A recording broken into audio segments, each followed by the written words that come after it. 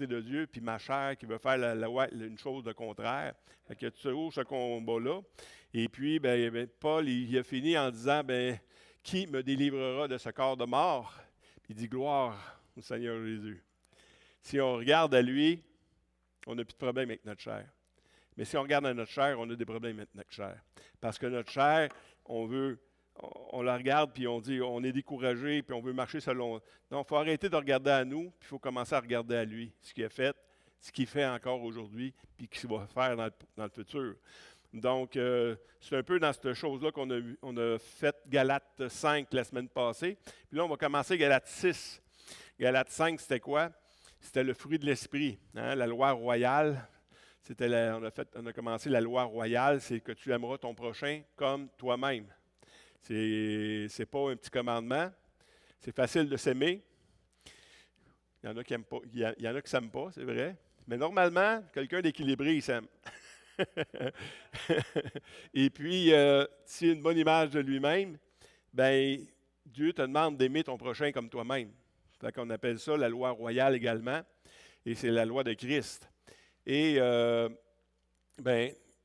si tu agis selon la loi royale, tu n'agis plus selon la chair. Tu n'agis plus selon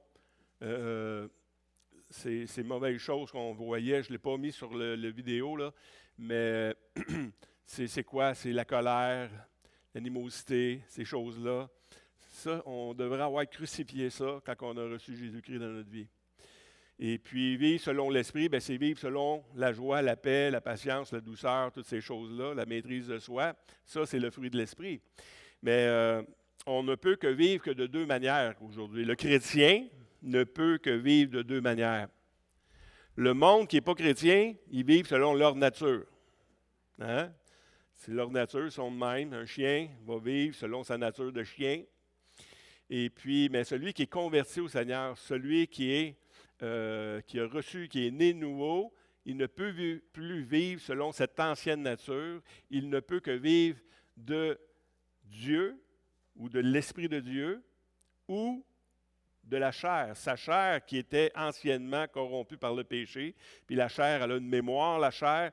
On le sait quand on est musicien, même si tu ne te souviens pas, ça fait longtemps que tu n'as pas joué une toune, tes mains vont à la bonne place parce que ta chair a un souvenir. Et puis, notre souvenir de nos péchés reste dans notre chair, malgré qu'on est racheté, on est sauvé, on est vraiment parfait en Jésus-Christ. Notre chair, elle, n'est pas sauvée. Elle doit être transformée, elle doit être rendue obéissante comme une marionnette, tout simplement. C'est notre esprit qui est né nouveau et notre âme, elle doit être régénérée par la lecture de la parole, par la conformité à toutes ces choses-là, à vivre selon l'esprit. Puis si ton âme et ton esprit sont en accord, ta chair n'a pas le choix, elle va suivre le reste. Mais si tu te nourris de toutes sortes de cochonneries dans ta vie, à la télévision, dans tes pensées, ta chair, elle va vivre selon ça. Fait que la chair, elle va vivre selon tout simplement ce que tu la nourris. Fait que c'est assez important de comprendre ça. Et puis, on va commencer dans cette étude-là aussi, qui est Galates. On va s'attarder plutôt sur le verset 1 aujourd'hui, jusqu'au verset 5, mais surtout au verset 1. Puis même pas tout le verset 1, c'est le verset 6, 1a. Il dit, frère, si un homme vient à être surpris en quelque faute, hein, on vient de parler dans Galates 5, c'est quoi les fautes? C'est vivre selon la chair. Si un frère vient à être surpris en quelque faute, vous qui êtes spirituel, vous qui marchez selon l'esprit, redressez-le avec un esprit de douceur. Souvent, on veut reprendre avec un esprit de sévérité. On veut briser les choses. On ne veut plus que ça nous arrive. Souvent, on est dur. Vous savez, c'est où est-ce qu'on est le plus dur? C'est dans nos anciens péchés. Mettons, moi, personnellement, avant d'être chrétien, je suis un menteur. OK? Fait que quand j'entends quelqu'un mentir, je n'ai pas juste le goût d'être doux avec lui puis de le reprendre. J'ai le goût de le brasser. Tu comprends? Fait qu'il faut vivre selon la douceur aussi. Si quelqu'un a vécu des choses dans son ancienne nature, puis ça l'écœure tellement, mais quand il voit ça, c'est les autres chrétiens, mais ça l'écœure encore plus. Fait que c'est dur de reprendre avec douceur dans ce temps-là. Mais il faut se souvenir qu'on ne vit plus selon la chair, mais on doit vivre selon l'esprit. Donc, quand on voit quelque chose chez quelqu'un qui a fait une faute, ben on doit le reprendre avec un esprit de douceur. Pourquoi? Parce que c'est de même que le Seigneur nous a repris. Le Seigneur nous a repris avec un esprit de douceur. Et puis, la première chose qu'on peut dire là-dessus, c'est que si, frère, si un homme vient à être surpris, c'est que son péché, sa mauvaise action, elle vient aux oreilles de tout le monde. Et puis, très souvent, on entend dire parmi les chrétiens, puis on l'entend dire, mais il ne faut plus le dire, c'est que les chrétiens sont la seule armée, vous l'avez déjà entendu? Vous pouvez la finir?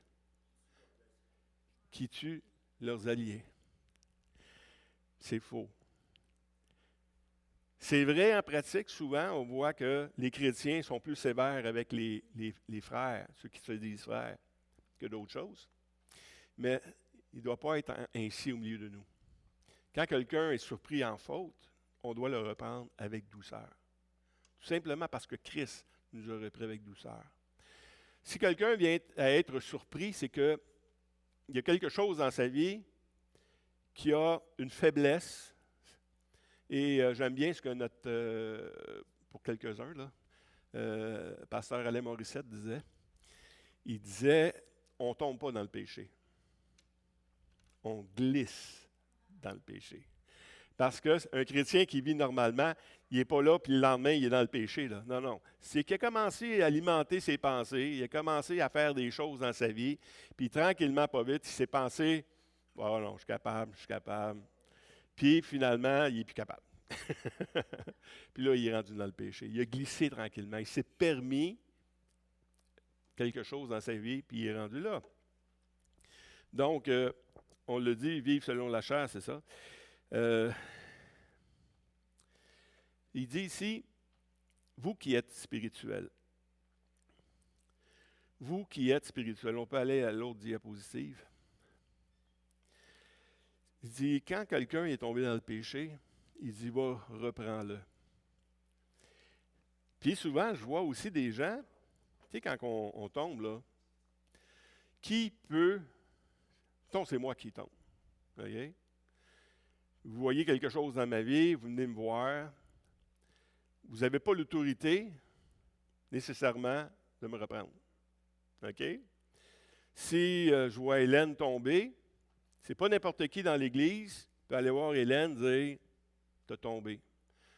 Il faut que tu fasses de quoi? » On peut l'encourager, mais ce n'est pas à toi de le faire. Il faut que tu aies mérité la confiance de la personne dans sa vie pour aller le voir, pour lui dire « Écoute, je pense que tu as tombé. » Puis c'est de même que ça fonctionne. Si tu n'es pas un ami, il y a un autre moyen, c'est que si toi, tu es spirituel, si tu as acquis une autorité dans l'Église, tu as établi une autorité tu as démontré aux gens que tu marches selon l'Esprit. Parce que si tu n'es pas investi de l'Esprit toi-même, il dit ici, pourquoi vois-tu la paille qui est dans l'œil de ton frère et n'aperçois-tu pas la poutre qui est dans ton œil? Ou comment peux-tu dire à ton frère, laisse-moi ôter la paille qui est dans ton œil, toi qui as une poutre dans le tien? Hypocrite. Hypocrite, c'est quelqu'un qui joue de deux manières. Un hypocrite, c'est de la dualité. Tu dis que tu fais ça, mais tu ne le fais pas toi non plus. Tu sais. Tu veux reprendre des autres, mais toi-même, tu es un pécheur. Hypocrite, ôte premièrement la poudre de ton œil, et alors tu verras comment ôter la paille dans l'œil de ton prochain. Et dans l'Église, c'est comme ça qu'on doit reprendre. La discipline dans l'Église doit se refaire premièrement par les autorités. Quand on voit dans la deuxième diapo, Paul dit, quand il va établir des anciens dans l'Église, ici, s'il trouve quelques hommes irréprochables, maris d'une seule femme, ayant des enfants fidèles, qui ne soient ni accusés, ni débauchés, ni rebelles, il faut que l'évêque soit irréprochable comme économe de Dieu, qui ne soit ni arrogant, ni colère, ni adonné au vin, ni violent, ni porté au gain déshonnête, mais qu'il soit hospitalier, ami des gens de bien, modéré, juste, saint, tempérant, attaché à la vraie parole, telle qu'elle a été enseignée, afin d'être capable d'exhorter selon la sainte doctrine et de refuter les contradicteurs. Donc, si on établit des anciens dans l'Église, ce n'est pas qu'il faut qu'ils soient parfaits, mais il faut qu'ils vivent ça. Il faut que tu vises la sainteté. Il faut que tu vises à être de même.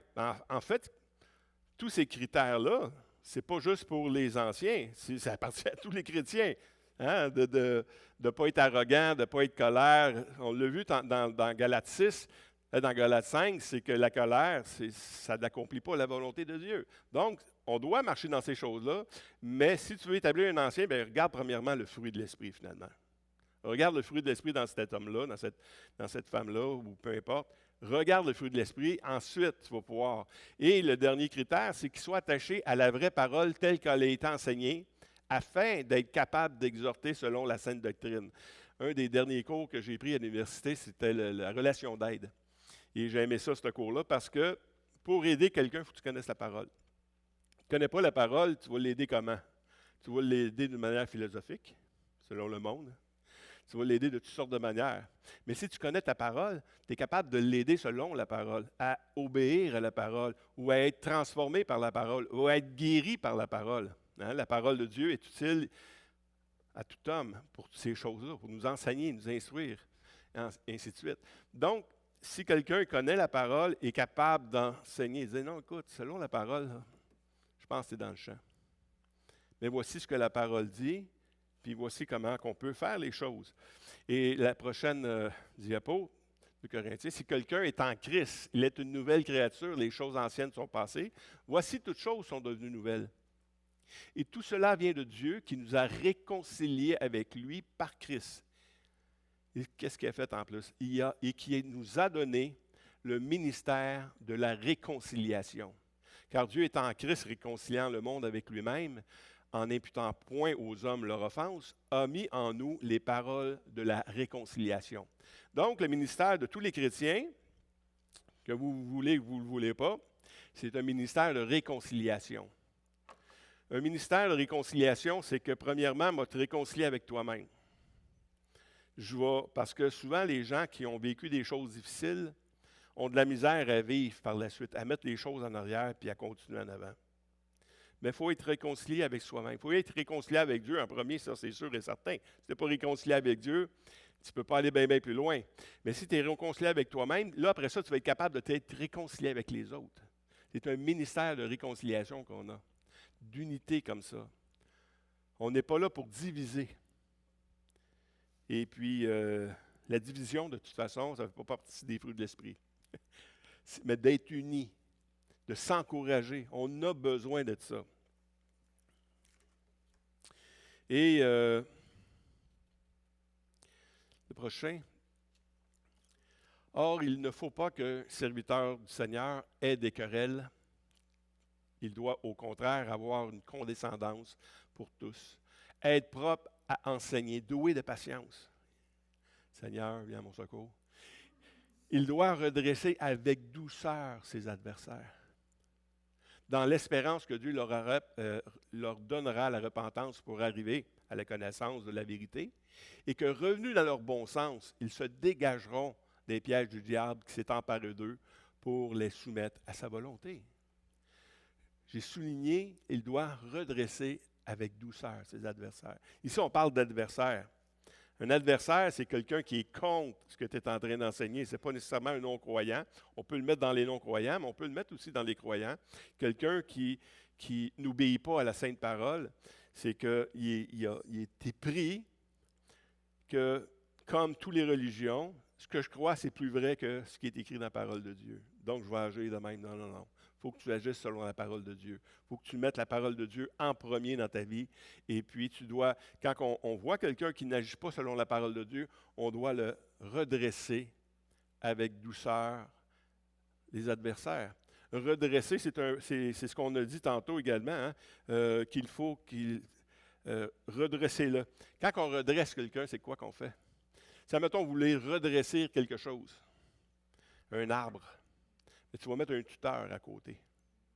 Puis là, tu vas l'attacher, et tu vas le forcer un peu, mais pas trop. Ben, si tu le forces trop, il va casser.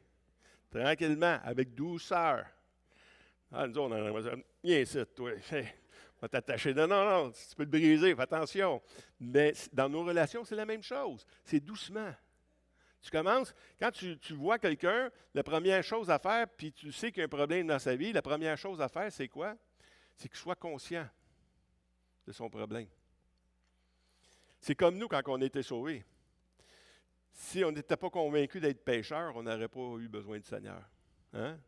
Mais si tu n'es pas conscient de ton problème, ou si tu es conscient, mais tu penses que ça ne fera pas grand tort, bien, il faut que tu sois conscient que ça fait du tort alentour de toi. Vraiment du tort. Et de redresser quelqu'un avec douceur, c'est le ministère que le Seigneur nous appelle tous à faire les uns vers les autres, quand on le mérite, quand on a gagné l'approbation de l'autre, et ainsi de suite. Frère, si un homme vient à être surpris en quelque faute, vous qui êtes spirituel, redressez-le avec un esprit de douceur. Redresser, c'est restaurer, réparer, tout simplement. C'est la discipline dans l'Église. Souvent, les gens, ils n'aiment pas la discipline dans l'Église. La discipline dans l'Église est nécessaire, est essentielle. Mais la discipline dans l'Église n'est pas là pour détruire les gens, exclure les gens. Pas du tout. La discipline est pour un temps, prends un break, réfléchis et reviens. Reviens restaurer. Reviens dans la droiture. Reviens dans la parole de Dieu et puis tu vas pouvoir continuer maintenant. On fait tout pour que les gens puissent être restaurés là-dedans. Et puis, redresser, un peu comme Jésus, on voit la parole de Jésus. Quand on lit ces choses-là, moi, je pense au Seigneur Jésus, comment que lui a été doux avec nous. Puis on le voit avec la femme prise en état d'adultère. Hein? Je ne sais pas si vous l'avez déjà lu, la femme prise en état d'adultère, mais le Seigneur il n'a pas dit, là, ça en est fini avec toi, puis, tu sais. Non. Les scribes, ceux qui vivent selon la loi, eux autres, ils aimeraient ça que la loi soit appliquée. Alors, les scribes et les pharisiens amenèrent une femme surprise en état d'adultère et la plaça au milieu du peuple. Ils dirent à Jésus, « Maître, cette femme a été surprise en flagrant délit d'adultère. Moïse, dans la loi, nous a ordonné de lapider de telles femmes. Toi donc, que dis-tu? » Jésus n'a même pas répondu tout de suite. Il s'est penché, commencé à écrire dans le sable. Puis après ça, il dit, comme il continuait à l'interroger, il se leva, il dit, « Que celui de vous qui est sans péché jette le premier la pierre sur elle. » Il est sage, le Seigneur, hein? On pensait que Salomon était sage, mais le Seigneur est encore plus sage. Vous voulez le juger? Regarde dans ta vie. Un peu comme qu'on a dit tantôt, hein?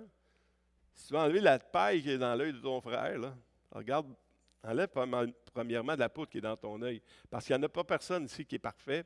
Mais si on va à la suivante, quand ils attendirent cela, accusés par leur conscience, ils se retirèrent un à un depuis le plus âgé jusqu'au dernier. Et Jésus resta seul avec la femme qui est au milieu d'elle.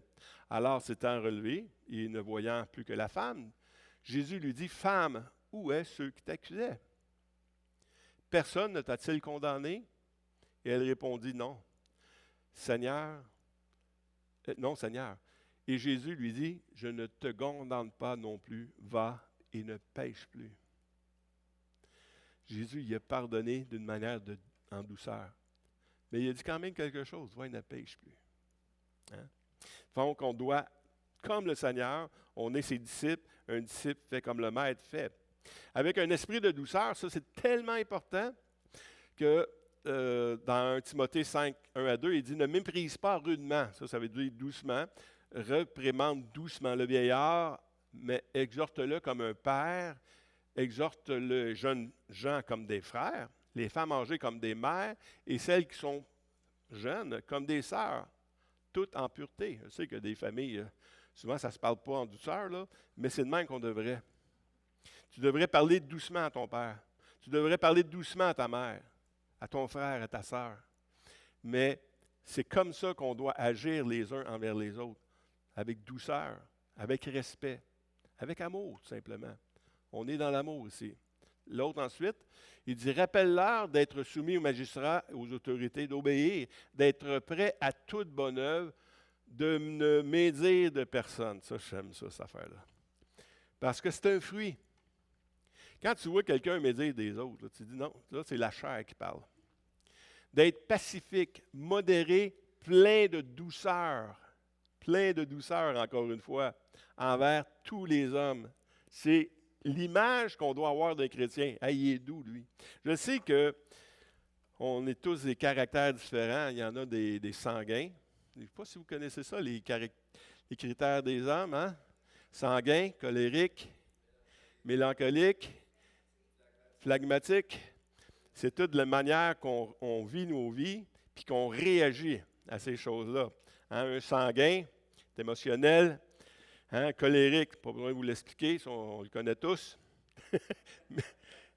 mais toutes ces choses-là, ça dépend comment tu as été élevé. C'est quoi ton ancienne nature, comment tu es. Si tu es un colérique, puis là, il te demande, écoute, il faut que tu changes. Oui, mais comment je fais pour me changer? Bien, regarde à lui. Tu ne fais plus regarder à toi, il faut que tu regardes à lui maintenant. Il faut que tu laisses tes yeux sur le Seigneur, puis le Seigneur te transformer. C'est très, très dur de penser ces choses-là, parce que, supposons, là, je sais que ici, c'est pas mal passé, là, il y en a quelques-uns quand même. Supposons que tu cherches une femme ou tu cherches un homme. Et tu dis, c'est pas grave, je vais le marier de même, puis je vais le changer. Déjà, vous êtes dans l'erreur. Pensez pas que vous allez pouvoir changer quelqu'un. Il y en a juste un qui peut changer quelqu'un, c'est le Seigneur.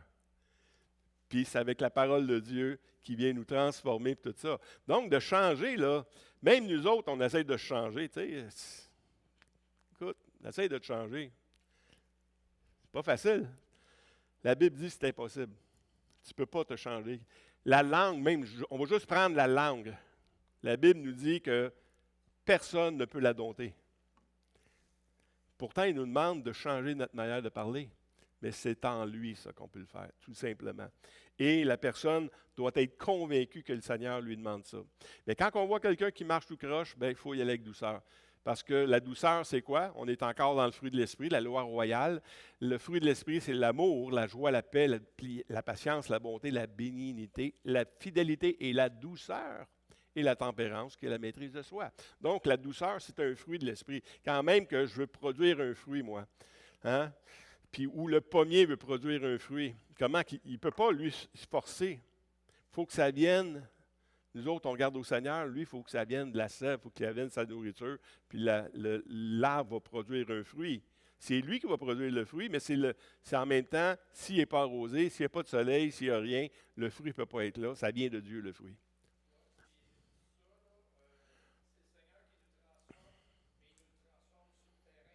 Oui.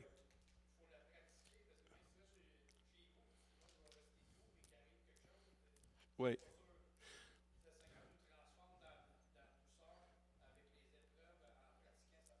Exactement. Ça se vit dans la pratique, ça. Ça ne se vit pas en théorie.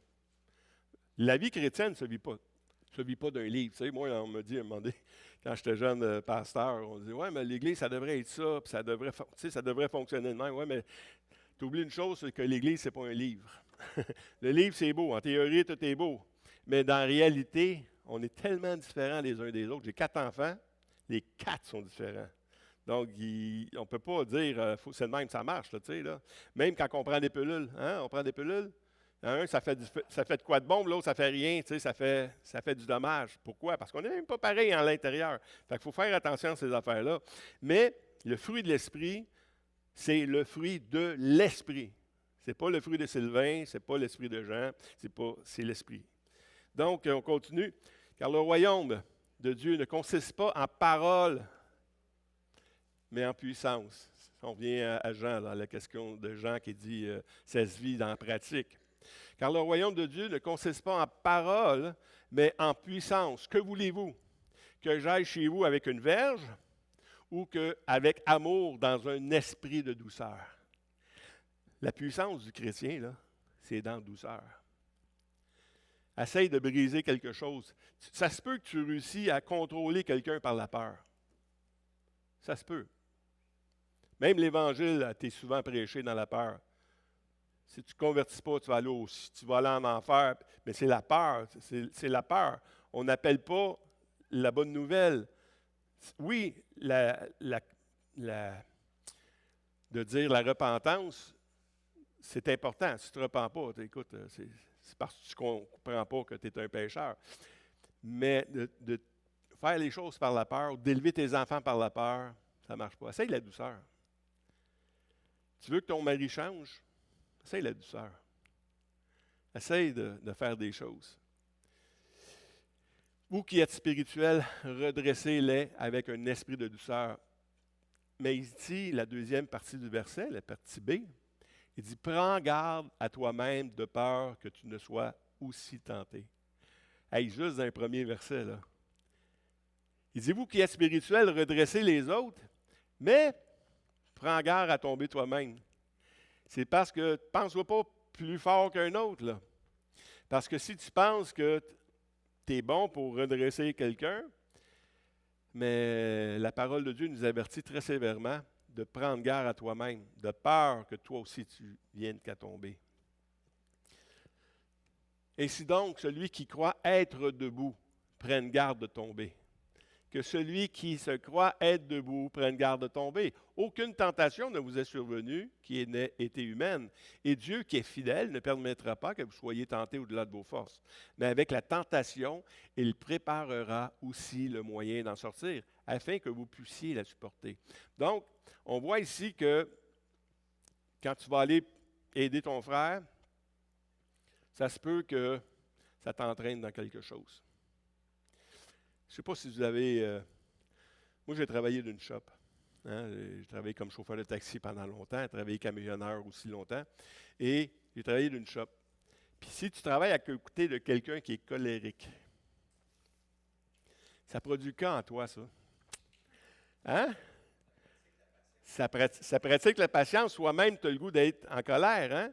Si tu travailles à côté de quelqu'un qui parle mal, ou plus religieusement que toi, avec des mots, ça se peut que tu en lâches un une fois de temps en temps, toi aussi, hein? Parce que, mais c'est ça, de faire attention, prends garde à toi-même, c'est que si tu penses que tu es debout, hein? Prends garde à toi-même. Il y a des choses qu'on peut faire, il y a des choses qu'on ne peut pas faire. Puis il y a des choses, on a des limites, chacun de nous autres. Les forces de Daniel, j'ai peut-être des faiblesses, que Daniel, c'est ses forces, puis Daniel, il y a des forces, des faiblesses, puis que c'est moi, j'ai mes forces. Donc, pourquoi qu'il dit de celui qui est spirituel redresse celui? Parce qu'on a besoin les uns les autres. La vie chrétienne, là, ça ne se vit pas en direct à la TV, ça ne se vit pas sur ton ordinateur. Tu peux entendre des super messages, mais tu ne vis pas l'Évangile, là. L'Évangile, ça se vit en commun. Tu ne peux pas être patient si tu n'as pas d'épreuves dans ta vie. Tu ne peux pas. Il faut qu'il y ait des épreuves dans ta vie. La Bible a dit qu'on va vivre par la foi. Ben oui. Mais tu es tout seul. Tu as assez d'argent. Tu vis quoi par la foi, là? Tu n'as pas d'épreuves. Les épreuves vont venir tout seul. Tu n'as pas besoin d'aller les chercher. Mais quand les épreuves, si quelqu'un est capable de passer à travers les épreuves, c'est là qu'on voit qu'il y a de la foi. C'est l'épreuve qui définit si quelqu'un est dans la foi. Quelqu'un qui écoute, je ne sais pas, moi, tu as gagné 1000 piastres à vie. Moi, que pas, moi. Non, non. Si tu as des épreuves, si à un moment donné, ta facture n'est pas payée et tu commences à stresser, Dieu dit, mais fais-moi confiance. Là, tu vis dans la foi, puis tu es capable de vivre dans la foi. Il faut que les épreuves viennent pour vivre dans la foi. Quelqu'un parmi vous est-il malade, qu'il appelle les anciens de l'Église et que les anciens prient pour lui, en le oignant d'huile au nom du Seigneur. La prière de la foi sauvera le malade et le Seigneur le relèvera. Et s'il a commis des péchés, il lui sera pardonné. Ici, j'ai souligné 2 mots. Confessez donc vos péchés les uns les autres. J'aime les uns les autres. Confessez vos péchés. Confesser nos péchés, ça veut dire reconnais que tu as fait une faute. Reconnais que tu es dans l'erreur.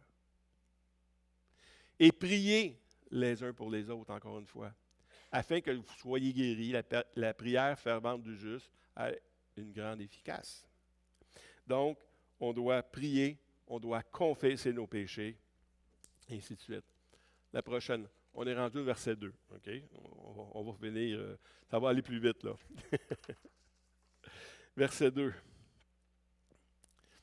Portez les fardeaux les uns des autres, et vous accomplirez ainsi la loi de Christ, la loi royale. C'est notre ministère. On a besoin les uns des autres. Ah non, moi, je n'ai pas besoin. Non, tu as besoin. Tu as besoin.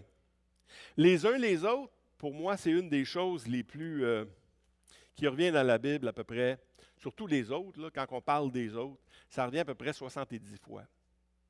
Les uns des autres, à peu près une quarantaine de fois. Puis ici, j'ai ressorti à peu près 27 fois qu'on a besoin les uns des autres. Puis l'exhortation, c'est aussi des commandements. Hein? Soyez serviteurs les uns des autres. Exercez l'hospitalité les uns les autres. Soyez bons les uns envers les autres. Priez les uns pour les autres. La prochaine.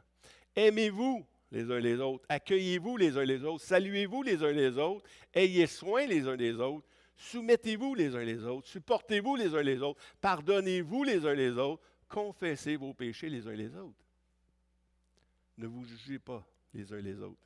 Ne vous mordez pas les uns les autres. Ne vous dévorez pas les uns les autres. Ne vous provoquez pas les uns les autres. Ne vous enviez pas les uns les autres. Ne mentez pas. Ne parlez pas mal les uns des autres. Ne vous plaignez pas les uns des autres. Et on finit avec cette liste-là. Édifiez-vous, instruisez-vous, exhortez-vous, avertissez-vous, entretenez-vous, lavez-vous les pieds les uns les autres. Les uns les autres, c'est important. Si on n'est pas capable de prendre soin du troupeau de Dieu, pas juste le berger, chacun de nous, on a cette responsabilité-là de prendre soin les uns des autres. On peut vivre comme des ermites, rester chez nous, puis tout ça, puis éviter toutes sortes de problèmes. Mais tu vas avoir un problème, tu n'auras jamais vécu la vraie vie en Christ. Parce que la vraie vie en Christ se vit dans l'Église. Et puis, c'est là qu'on doit faire les choses comme il faut.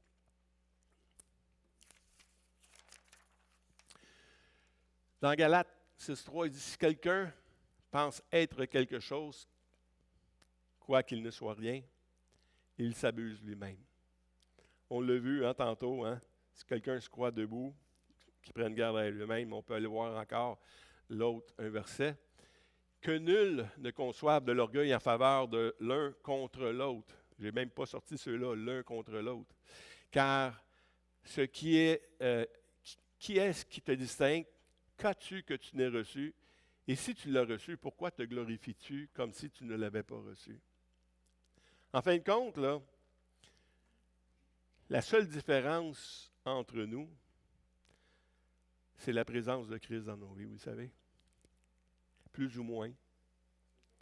Plus ou moins, tout simplement, parce qu'on est tous pareils. On est tous égocentriques. On fait toutes les choses pour nous. Mais en grandissant en Jésus-Christ, on commence à mettre nos yeux sur lui et à vivre pour lui. Et je ne peux pas me glorifier à travers d'un autre. Je ne peux pas me glorifier par rapport à un autre. Je ne peux que me glorifier à travers de moi-même. C'est ça qu'on va voir dans la prochaine. Que chacun examine ses propres œuvres, et alors il aura sujet de se glorifier pour lui seul, et non par rapport à autrui. Parce que d'où qu'on vient? On vient tous de quelque part, on a tous vécu des choses similaires, mais en même temps bien différentes, tu sais. Et puis je peux vous dire que quelqu'un qu'on a pris de la rue, puis on l'amène dans l'église, ou l'autre qui vient d'une petite famille bien tranquille, puis tu l'amènes dans l'église, c'est deux mondes différents. Hein? Ils ne viennent pas de la même place. Donc, on ne doit pas se glorifier par rapport à un autre. On peut que se glorifier par rapport à nous. Comment qu'on grandit? C'est qu'on a chacun une montagne à monter, puis cette montagne-là se monte un pas à la fois. Et pour certains, elle est plus dure. Pour d'autres, c'est plus facile, il est entraîné. Mais on doit s'exercer à monter cette montagne-là. Et puis on ne peut pas dire, je suis rendu plus haut que l'autre. Non. C'est le Seigneur qui t'aide. N'oublie jamais que sans lui, tu ne peux pas rien faire. Puis on va finir, je pense, avec le prochain. Romains 14, 1 à 12. Car il est écrit, je suis vivant, dit le Seigneur, tout genou fléchira devant moi, et toute langue donnera gloire à Dieu. Ainsi, chacun de nous rendra compte à Dieu pour lui-même. Qu'est-ce que je voulais dire par là? C'est que souvent, on se juge en se jugeant les uns les autres, puis en se jugeant, on se justifie aussi. On se justifie d'être pas tellement spirituel. Pourquoi? Ben oui, mais regarde comment j'ai été traité avec l'Église. T'sais? Quand tu vas arriver devant le Seigneur, là, sors pas cette excuse-là. Elle ne sera pas bonne, je te le dis tout de suite. Il va dire, toi, qu'est-ce que tu as fait de mon fils? Comment as-tu obéi à la parole? C'est à toi que je demande d'obéir à la parole de Dieu, pas aux autres. Toi, comment as-tu obéi à ma parole? Puis c'est toi seul, tu vas rendre des comptes pour Dieu. Il y en avait-tu d'autres, oui? Ah, il y avait verset 5 que j'avais oublié. Car chacun portera son propre fardeau. Son propre fardeau. On peut aider quelqu'un à porter son fardeau, mais en fin de compte, c'est à nous de prendre des bonnes décisions. Je rencontre des gens à un moment donné qui prennent le fardeau de leurs enfants tellement gros qu'eux autres même sont écrasés par le fardeau de leurs enfants. Je leur dis non, c'est à eux autres de prendre des décisions aussi à un moment donné, là. Arrête de t'en faire. Toi, est-ce que tu as prié pour lui? Est-ce que tu l'as aimé? Est-ce que tu lui as montré de la douceur? Oui. Maintenant, c'est à lui, c'est lui qui doit apprendre à prendre son fardeau puis à suivre le Seigneur. Donc, c'est important d'aller dans ces affaires-là. C'est pour cela aussi que nous efforçons de lui être agréable, soit que nous demeurions dans ce corps, soit que nous le quittions, car il nous faut tous comparaître devant le tribunal de Christ afin que chacun reçoive selon le bien et le mal qu'il aurait fait, étant dans son corps. Donc, on va être jugé, pas pour le salut, mais on a des récompenses. Puis chacun de nous, c'est comme, OK, le Seigneur nous prend où ce qu'on est là, puis maintenant, il dit, fais-moi confiance. C'est un peu comme un bébé, là, tu sais, là, il commence à marcher, tu le mets là, debout. Hey, viens, tu sais. C'est de même le Seigneur, il veut que tu fasses des pas toi-même. Si tu tombes, il va être là pour te rattraper, il n'y a pas de problème. Mais c'est à toi à marcher. C'est à chacun de nous à apprendre à aller plus loin avec le Seigneur, puis dire, non, Seigneur, je ne dois plus vivre selon mon ancienne nature. C'est fini, ça. J'ai été crucifié avec Christ. Mais je dois vivre maintenant selon l'esprit que tu m'as donné. Puis l'esprit que tu m'as donné me demande de vivre dans l'amour les uns pour les autres. C'est simple, l'Évangile. Pas facile, mais c'est très simple, l'Évangile. Aime ton prochain comme toi-même. Amen. Amen. Alors, Seigneur Dieu, merci pour ta parole qui vient nous montrer constamment, Seigneur Dieu, que on dépend de toi du début jusqu'à la fin, Seigneur. Toi seul peux rendre parfait ce que tu as commencé au milieu de nous. Et tu nous demandes de nous aimer les uns les autres parce que le monde ne s'aime pas, Seigneur. Le monde veut prendre possession des autres. Puis nous, c'est toi qui nous as pris, Seigneur, et on veut se donner pour toi, et on veut vivre maintenant. Et on veut dire comme Paul, ce n'est plus moi qui vis, c'est Christ qui vit en moi. Si je vis dans la chair, je vis dans la foi au Fils de Dieu qui m'a aimé et qui s'est donné lui-même pour moi. Alors, Seigneur Dieu, pour chacun de nous, on veut te redire merci pour ce que tu as fait. Tu nous as sauvés, Seigneur. Tu as fait de nous tes enfants. Mais maintenant, Seigneur Dieu, ce que tu veux, c'est qu'on s'aime les uns les autres et qu'on agisse avec un esprit de douceur au milieu de nous. Donne-nous ce fruit de l'esprit, Seigneur, afin que le monde qui nous entoure puisse voir et reconnaître qu'on est tes enfants. Dans le nom de Christ. Amen. Amen. Bon restant dimanche. Stéphane n'avait pas de chant pour venir. Parfait.